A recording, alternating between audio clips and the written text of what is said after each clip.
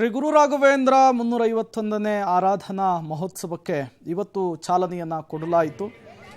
ಮಂತ್ರಾಲಯದ ರಾಯರ ಮಠದ ಪೀಠಾಧಿಪತಿ ಸುಬದೇಂದ್ರ ತೀರ್ಥ ಸ್ವಾಮೀಜಿಯವರು ಧ್ವಜಾರೋಹಣದ ಮೂಲಕ ಚಾಲನೆಯನ್ನು ನೀಡಿದರು.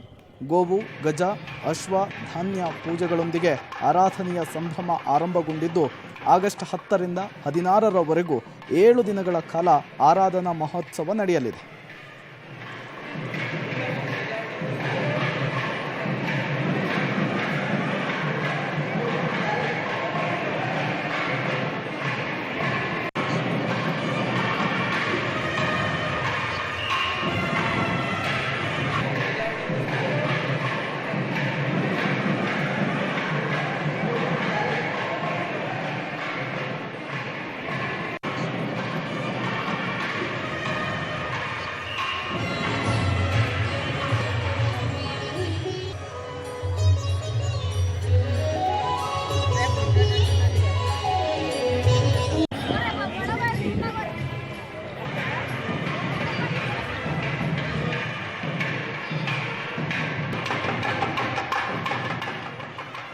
ಶ್ರೀ ಗುರು ರಾಘವೇಂದ್ರ ಸ್ವಾಮಿಗಳ 351ನೇ ಆರಾಧನಾ ಮಹೋತ್ಸವಕ್ಕೆ ಇವತ್ತು ವಿದ್ಯುಕ್ತ ಚಾಲನೆಯನ್ನು ನೀಡಲಾಗಿದೆ.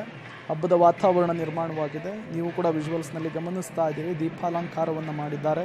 ಸಾವಿರ ಸಂಖ್ಯೆಯ ಭಕ್ತಾದಿಗಳು ಕೂಡ ಆಗಮಿಸಿರುವಂತಹದ್ದು.